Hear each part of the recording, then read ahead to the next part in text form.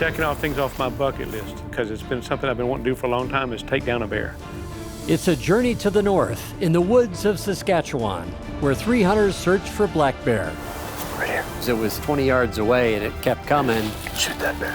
Jordan was getting edgy. He's like, shoot him, shoot him, shoot him. It's an experience worthy of sharing in print on this Sporting Classics. If that don't get your heart going.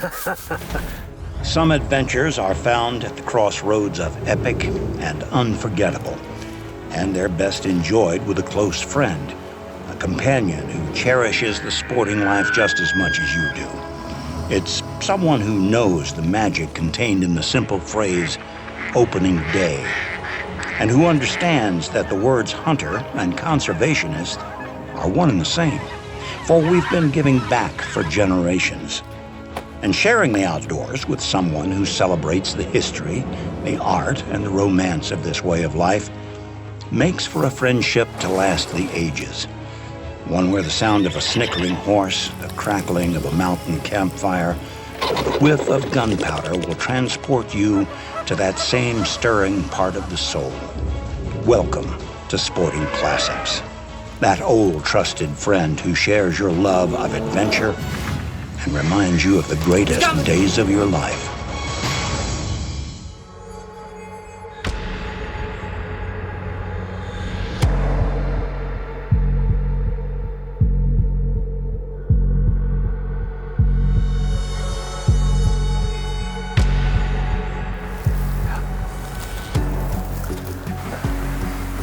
And he's not pulling him grounded by any means, but he's not let him cry.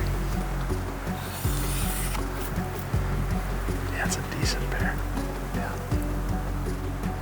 Anybody that hunts knows that you can make as many plans as you want, but the animals determine what they're going to do on their timeline. I think he'll come back. And it's fun to get in a stand. It's fun to look at bears, and it's fun to watch the behavioral differences. You know, you get a bear that comes in early, might not be an older bear, it's a smaller bear, then they're edgy, they're sketchy, they're looking around because they know there's a dominant bear in the area. It's not a huge bear, but it's not a bad bear. So just by behavior and how they're edgy and feel a little sketchy as they come in, you know that's not the big bear that's in the area. You know there's a bigger one, so you look at it, you enjoy the view of that bear, but you know, pass on that bear because there's going to be a bigger one coming in, and so you never know when that bigger bear is going to show up. What have you seen here? Have you seen some big bears here? There's a couple that are, I would say, about that size or maybe a little bigger. Yeah. And this is one spot where you see multiple at a time.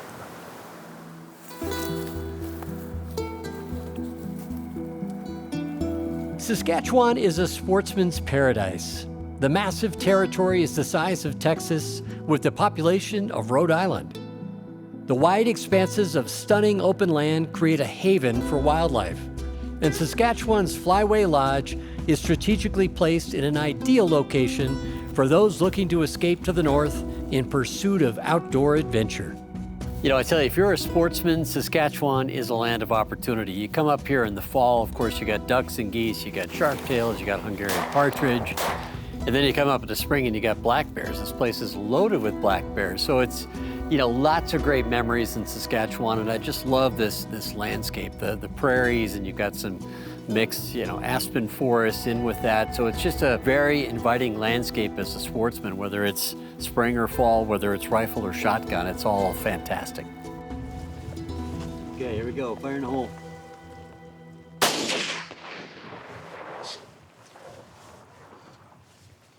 A little on the left side. I think I'm gonna leave that about an inch off the center. Okay, I'm done. See you guys. Have fun.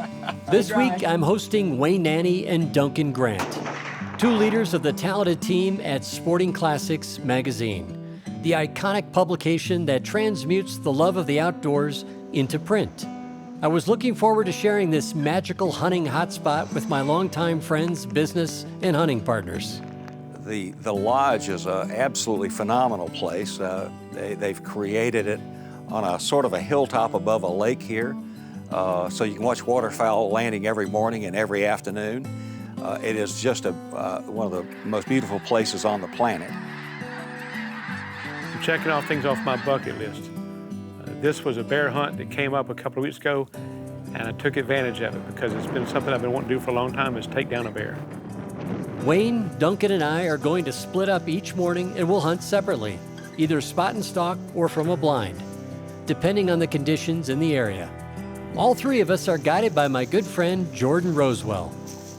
You know, Jordan he's a firefighter by training and a paramedic, and he's one of those guys that just loves to be outdoors, grew up in the bush. He's a kid that was, you know, obviously raised by a father who was an outfitter and guide, and spent a lot of time in the field, whether it's trapping, hunting, just anything to be outdoors was kind of his whole DNA, which frankly wasn't dissimilar to my background.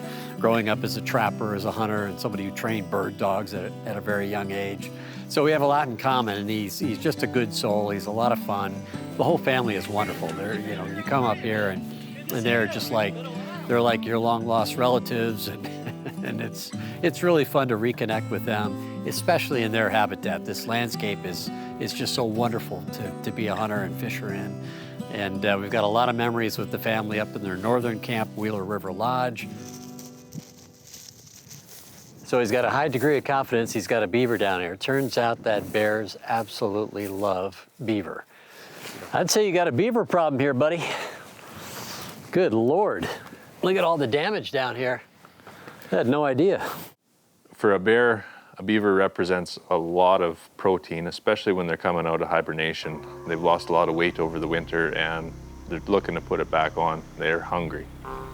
So they'll really focus on anything, but primarily they enjoy beavers. They'll wander around the edges of these at night, try and catch the beavers when they're out of the water, up on land, chewing on these trees. Because they feed at night as well. Yeah, okay. That's when they come out to do their work. And that's an easy prey for a bear. And it's a lot of calories. Yeah, right. There's a lot of meat there. Yeah. And they smell.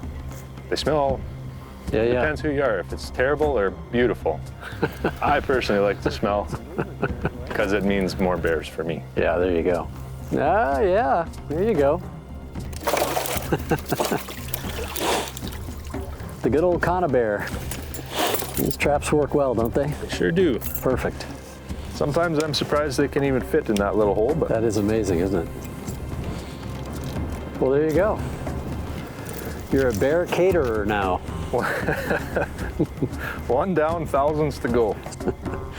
All right, well, let's get this baby out of here, get him at the bait, huh? We can do some good.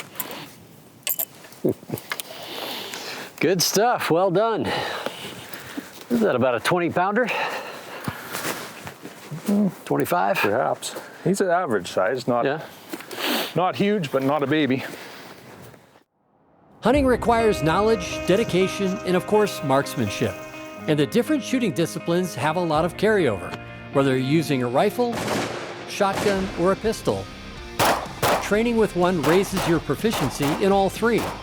Accuracy with a handgun is important for any outdoorsman who spends time in the backcountry. And range time with a Walther is a great way to fine-tune your fundamental shooting skills. Sun's headed downhill now. Wayne, Duncan, and I spend day one in the stand.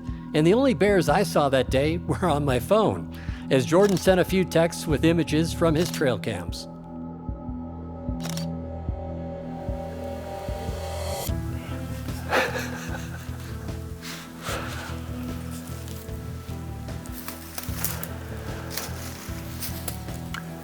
Was that photo you sent me, was that taken down here? Yeah. Yeah. That's a big bear. Yeah. Well, we didn't see any bears this afternoon, but the place certainly is a beautiful place, and it does have a lot of bears in it. We just keep missing them for some reason or other. This is where I saw bears the first afternoon we came up. I saw a really nice one here and passed on him. Now I'm wishing maybe I'd gone ahead and killed him, but he's still here for somebody. When we hunt bear here, we try to do a combination of spot and stalk as well as stand hunting for bear, and it all depends on a hunter and his ability level. As we saw this week, We had some physical challenges where we couldn't do a lot of spot and stalk with some hunters. I suffered a small stroke in July, and my health concerns have been, as I progressed in rehabilitation, what happened was my balance went away, my left foot went away, I developed a thing called drop foot, and I've been going to rehab, and then when the opportunity to come on this bear hunt came, my wife is the one that insisted I go because it gave me a goal, because I'm goal-oriented, to get to where I could be in the woods, to get where I could walk around, to get where I could traverse, to get where I could enjoy my life again and have something to work forward to. So that's what we did. When I found out I was coming on this trip, I doubled up on rehab every week, and I'm here to tell people, look, you set life changes, life has setbacks. If you've got a goal, give you something to work for. Get back outside and do what you enjoy. Don't let something just knock you back. Find a good guide that's gonna take care of you and put you on something like we did here with 12 Gauge Outfitters and run with it. In physical therapy, they tell you, walk up with the good and down with the bad first. Up to heaven and down to hell. Duncan and I struck out, but Wayne's day was a story worth sharing in the pages of Sporting Classics magazine. So leading up to the shot, I'd been sitting there for several hours, not seeing anything, just texting and seeing if anybody else was seeing anything. And out of the corner of my eye, my peripheral vision, I saw movement. And the bear came from right to left, and he came out and looked right at me. Well, I raised the rifle up, and he kind of turned and started off the other way. Then I had a tree in between me and the shot I needed to take. Well, I'm thinking, I've lost my chance. Then he turned around and came back across the path where I had him square where I wanted him at. And he didn't look at me, but he stopped. And in my mind, I had my daddy, old Army veteran, say, breathe, aim, slack, squeeze. And that's what I did, and he went down with one shot. Great news. Great news, and he came out of nowhere. You know, Wayne knocked it out of the park. It's a gorgeous colt. Well, I was looking at him, and I'm like, he don't look mangy. I think he was in some physical discomfort at some points of this hunt, but there was no complaints, and we got him his first bear. I'm going to take him home. I'm going to hang him on a wall. I've already told my wife, prepare for a bear. And like I say, the proof is in the pudding, and I'm very proud of what he accomplished this week. Let's talk about this big old tough piece of bear meat. Because game meat is so lean, we very frequently use bacon to cook a big tough piece of game. Without bacon would be unbearable. One of the big surprises here is Chef Mike Long, who Chris flew in to provide meals for us. And if there's ever been any overkill in the food arena at a lodge, this is it. Now you can see we have the rendered bacon fat. Now let's turn the heat way back up. Let it get pretty hot. There, that's what we want, a sear. You know, Chef Mike he's a fantastic chef. He used to own restaurants, and really he can take wild game and, you know, he can take some bear meat and transform it into something that's unbelievably delicious. So you can see our brownings going on right there. That's what you want. That's the flavor. We've used them a lot to really just bring the camp to a whole different level through the culinary experience. But that field to table is something that he's really good at and just a lot of fun to be with. Poke the bear or don't poke the bear, Duncan? Put that over here and let it rest a minute. Now I know it's been at least an hour and a half since you guys had eaten. So you must be hungry again by now, right? We're all really enjoying the food, and I'm trying not to eat everything he puts in front of me here, so I'll be able to fit in my seat on the airplane home. Salty, sweet, bourbony, crunchy bacon, tart blackberry. I think it'll do. The goal of a hunting trip shouldn't necessarily be to come away with a trophy. It is to come away with an experience, a memory of adventure and camaraderie that you will treasure for the rest of your years. That is the ethos of Sporting Classics TV and Sporting Classics Magazine. My name is Duncan Grant, and I'm one of the founders of Sporting Classics Magazine back in 1981. The magazine's 43 years old now, and we've just really enjoyed every minute of it, of producing the thing for our affluent audience. Within the outdoor world, there's not many people that do exactly what we do. Within the outdoor world, you can look at a magazine and you can read ballistics and MOA and that kind of stuff, and that's important to a group of people, and I understand that. That's just not who we are. 10 years ago, I wrote a mission statement that our mission was to preserve the heritage, the romance, the art of hunting and fishing. And that's what we try to do. We're about telling the story, storytelling. I'm a huge fan of Teddy Roosevelt. I love Teddy Roosevelt because he wrote firsthand accounts of what he did. I like writers who write firsthand accounts of what they do. So we try to honor that tradition and that heritage. And of course, we work with Chris Dorsey at Sporting Classics TV and partner with that. And so it's a much bigger platform altogether than it was when we started. And so this opportunity to do a television series, kind of bringing the magazine to life on TV and video, was really a lot of fun. It's been a lot of fun because they make it that way, and they've got such a passion for it. I've always loved the magazine. I don't think there's a finer outdoor magazine published or ever has been published than Sporting Classics. It's like it speaks to me. Every time I get an issue, it's got all the adventure, it's got great photography, brilliant writing, and the whole package is put together in a way that just seems like an invitation really to the greatest in the sporting life. And that's kind of what the brand is all about. And it's been a lot of fun. And then to bring Duncan and Wayne up here and share our place in Saskatchewan and get them out in the field and just talk the history of the magazine and how it's still talking to sportsmen. It's still a magazine for people who love to read, who love story. Nobody else is really doing it to the same degree that they are, and certainly not with the same quality and reverence that they're doing it with. It's been 43 years, so it's been quite a spell. I didn't have any gray hair when we started it, but it's just a pleasure to do it. It's a lot of fun to do it. It's fun to meet the people, and it's still every bit as much fun as it was when we started it. It's got to come out eventually. It is the last day of the hunt with two partners from Sporting Classics magazine. And while Wayne struck gold, Duncan struck out. That leaves Jordan and I with one last chance to bring down a black bear. So this is one of the trails we have trail cameras set up on. The bears are using it to go back and forth to the beaver. And there's another one just up here, heads that way as well. So they all kind of converge just up ahead here. So are they coming down to the lake then? That's what they're trying to catch the beavers that are coming out? That's about the only protein right now? Yeah, and like we talked about before, that's a lot of protein for a bear. That's a heck of a trail.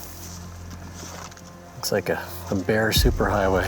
Well, what do you think? Set up here? Just get up ahead? Yeah, we'll go up another 20, 30 yards and get set down. We knew there was one, in particular, one trail that had been really used because this lake was full of beavers. So the bears kind of in the whole area were working around this lake. And we just set up. Yeah, no, it's good. And sure enough, it didn't take long and this bear just kind of emerges. Right here. Right on the hill. Yeah, that's a good bear. He's gonna come this way. Just let him come. And I thought he would kind of continue down the trail, but he sort of did one of these and looked at us and recognized something was there. Just let him come. Yeah, shoot him. Yep.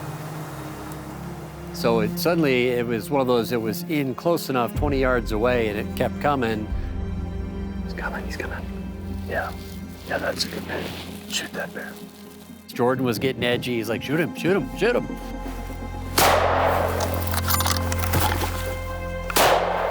Hey, good shot.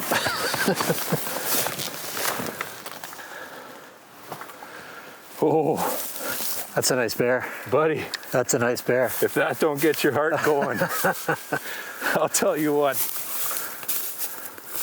Yeah, I mean, I never heard a thing. I just happened to glance over, and there he was, sitting there, the sun on him, just beautiful. Congratulations, man. Well done, man. Chris got on that bear, and he laid the smack down on him. That bear didn't go 20 yards. Nice bear, man. Thank you. Absolutely. Another adventure for the books. Yeehaw. But to watch it all come together, it was a great hunt. Great animals, aren't they? They're very interesting. The forest bear. It's one of those amazing little encounters when you get in Saskatchewan and you've got this right little zone, you've scouted it out. Jordan did his homework, plenty of bears in the area, and it just worked out. Magical moments are best when enjoyed with friends and family, and at Sporting Classics TV and Sporting Classics Magazine, we are honored to share these passions with our readers, viewers, and followers, and strive to bring elevated storytelling to our shared audiences. It is impossible for men to do justice to God's magnificent creations, but we do our best.